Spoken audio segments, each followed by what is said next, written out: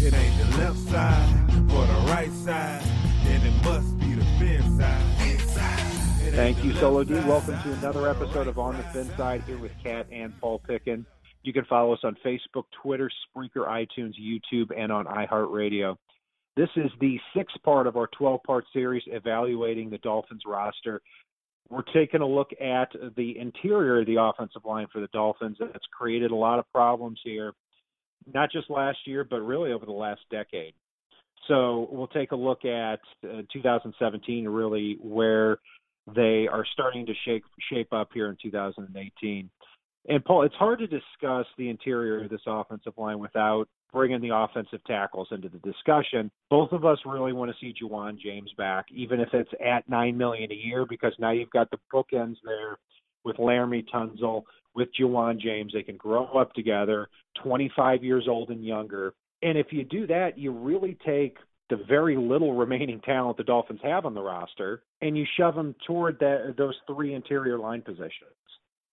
There's a lot of young guys on this team that I really like. I know we didn't get to see much of Asiata last year. I'm still curious to see what they've got there.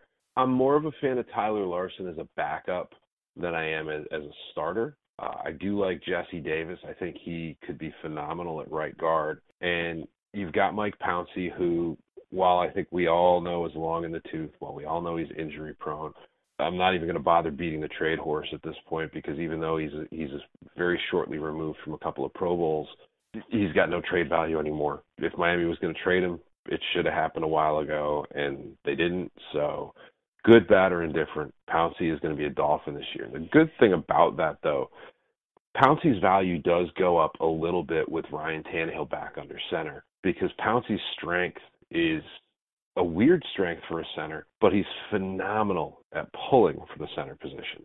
That's one thing that he has not lost, no matter how many geriatric hips he's got or what have you. He's good at pulling out and leading the play, which works wonderfully with Ryan Tannehill's skill set. The left guard position, though, is a little bit weak, and I know we've talked about it. I know we touched on it in our show about the tackles last week. Quentin Nelson from Notre Dame, you plug him in with those other four, Ryan Tannehill's got a pretty good line to hide out behind next season. Yeah, and we talked about in another show that if you've got Quentin Nelson at left guard, he may or may not be there. He may or may not be a consideration. And then you've got Juwan James at right tackle, Laramie Tunzel at left. You've got three positions nailed down for a long time. Now at that point, maybe you keep Pouncey, maybe you cut him and save, $6 to $7 million and just be done with it. Put Jake Brendel or Anthony Steen into that role, not because they're better, but because they're going to make about $500,000 next year.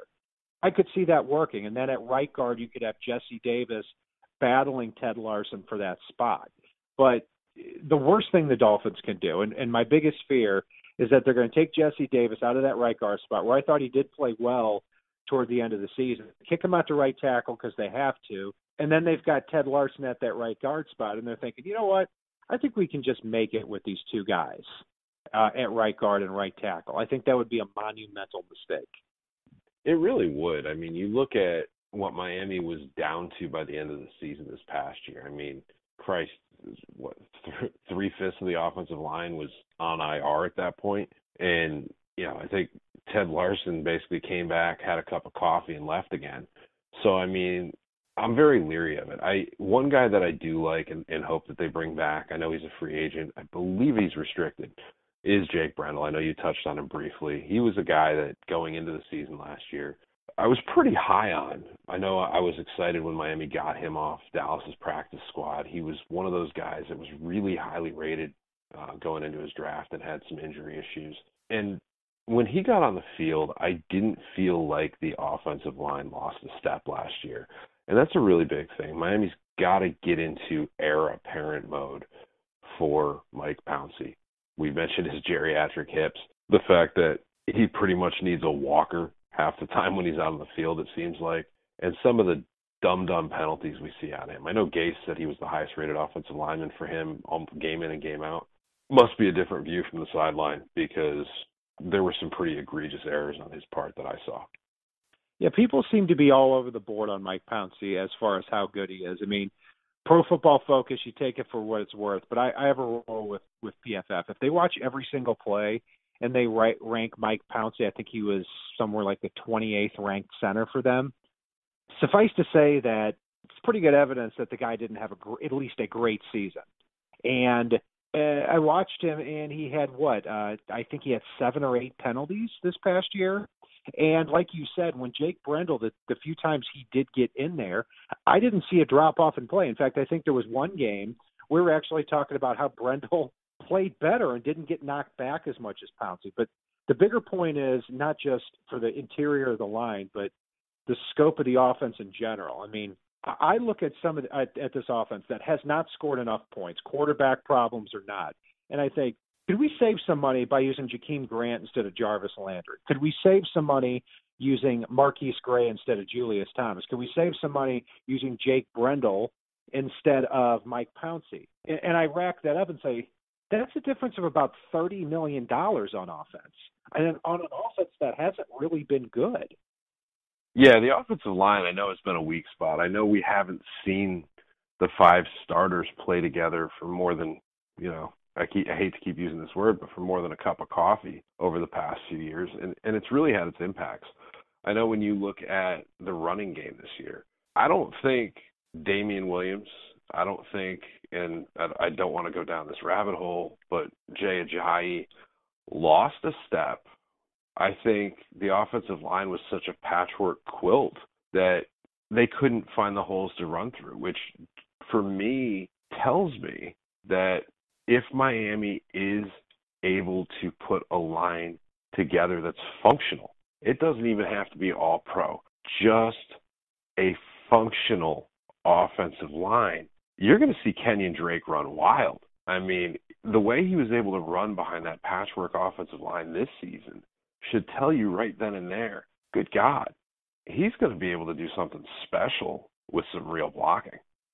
I said last offseason that if the Dolphins just want to patch up their offensive line and put players out on the field like Jermon Bushrod and Ted Larson, and then you go into the season and you can't block the people in front of them, don't look at me on that, because I'm the one that, up until draft day, the guy I wanted for the Dolphins at 22 was Forrest Lamp, the guard, because I thought that would have created a monumental impact if he would have gotten on the field and played well. Forrest Lamp was out for the year for the Chargers, so we don't know about him. Another guy I liked was Dan Feeney. Dan Feeney starts for the Chargers, was a third-round pick. He was the guy I wanted in the second round. And you look at him, and he's already one of the top 10 or 15 guards in the league. Pat Elflein for the Vikings, another guy I liked last year. Dolphins passed on him in the second round. He's starting for the Vikings in the NFC Championship game and playing at a high level. I mean, the Dolphins have to stop whiffing on these second, third-round picks here. They whiffed big time on Billy Turner and Dallas Thomas. That set them back a while. Then they patched it up with the veterans. That didn't work. Just get a guy that's going to block effectively the person ahead of them. I think Quentin Nelson can be that guy, a potentially dominant left guard. A few other names to watch out: Billy Price, the center from Ohio State, and Isaiah Wynn, the guard from Georgia. Keep an eye on these guys throughout the pre-draft process, especially with the Senior Bowl week here. Wynn had a huge week and looks like he can step in and be that type of player. But first, second, or third round, I don't care where it is, you need to get an interior lineman. And I wouldn't even mind grabbing a Quentin Nelson in the first round, coming back in the fourth or fifth round with another center. So there's a lot of possibilities there, Paul. There really are. And, I mean, Quentin Nelson's a guy I'm high on. I know we'll dive deeper into this as the draft gets closer. I know there's a couple of tackles that project to actually be better on the interior of the line. And I know you and I both are big fans of positional flexibility, especially for some of the guys that might be depth guys. So there's a lot to shake out with Miami this year. Biggest linchpin in all of it is going to be what Miami does with Juwan James. I think a lot of it's speculation that got fueled by a few beat reporters out there. I'm not 100% certain that Miami's in the same camp as far as Juwan James goes, but we'll find out here in a few weeks. One thing, they did resend that offer for Juwan James, if I'm not mistaken. on that. And going back to what you said about positional flexibility, to me, that's why nailing that left guard spot is so important. Whether it's Nelson, maybe you aim high at Andrew Norwell, who's going to be a free agent from the Panthers, who's going to be one of the biggest guys. But if you do that, and you've got James and you've got Tunzel, now you can funnel your resources to center and guard. Maybe you keep Pouncey, maybe you don't. But you've got Ted Larson who can play center and guard. You've got Jesse Davis who can play guard and tackle. You've got Anthony Steen who can play center and guard. So you've got a lot of flexibility there, but you've got to really make sure you hit on several of these positions. That'll do it for our wrap-up here of the center guard positions for the Miami Dolphins. Keep an eye on our look at the defensive side of the ball in our upcoming episodes as we get closer to the draft and closer to free agency, which we're all looking forward to here.